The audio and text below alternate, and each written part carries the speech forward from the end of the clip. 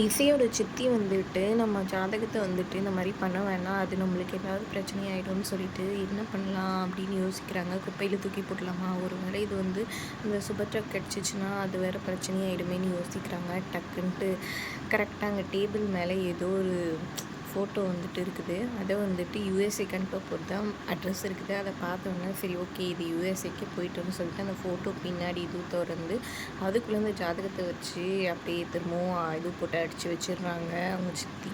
அப்பாடா இது பாட்டுக்கு யுஎஸ்ஏக்கு போயிடும். இதுக்கப்புறம் சுபத்ரா கண்ணிலே படாது நம்மளும் தப்பிச்சோம்னு நெனச்சுக்கிறாங்க. இன்னொரு பக்கம் இங்க இசை கோயிலுக்கு வந்திருக்கும்போது பானுமதி வந்து பார்த்துட்டு, "உங்க குடும்பத்துக்கு போயிட்டு அந்த குடும்பம் வந்துட்டு இது பண்ணுறீங்களா? நான் எப்படி இந்த கல்யாணத்த நடக்க விடாம பண்ணுறேன் பாரு, உன் தங்கச்சிய தூக்குறேன், உன் தங்கச்சிய பத்திரமா பார்த்துக்கோ நீ. கல்யாணம் என் அண்ணன் பொண்ணோட தான் நடக்கும். அந்த ராகவுக்கும் தீப்திக்கும் தான் நடக்கும். வர்ஷினி கூட இல்லைன்னு சொல்கிறாங்க. அதையும் நாங்கள் பார்த்துறேன்.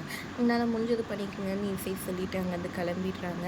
இன்னொரு பக்கம் கடைக்கு போயிட்டு அங்கே வேலை பார்த்துட்டு இருக்காங்க. அப்போ அவங்க கடையில் வேலை செய்கிற பொண்ணு வந்துட்டு, உங்கள் ஆள் வந்திருக்காரு, வெளியே இருக்கிறாரு அப்படின்னு சொன்னோன்னே வந்துட்டு ஷாக் ஆகி போயிடுறாங்க.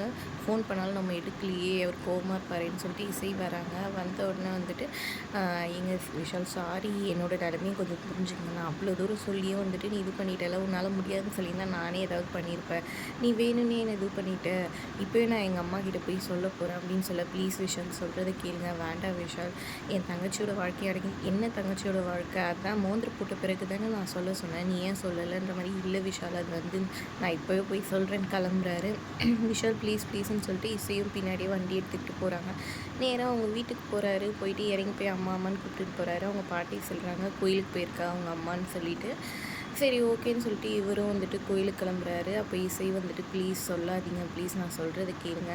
நான் இப்போவே அம்மா கோயிலில் இருக்காங்க, நான் போய் உடனே சொல்ல போகிறேன்ட்டு திரும்பவும் கிளம்புறாரு இவர். பின்னாடி இசையும் ஃபாலோ பண்ணிட்டு போகிறாங்க. பயந்துக்கிட்டே வந்துட்டு இவங்களும் வண்டி விட்டு உள்ளே போய் பார்க்க 2 பேருமே ஷாக்கில் இருக்காங்க. ஏன்னா சுபத்ரா வந்துட்டு முதுகில் அலகு குத்திக்கிட்டு தேரை இழுத்துக்கிட்டு வராங்க.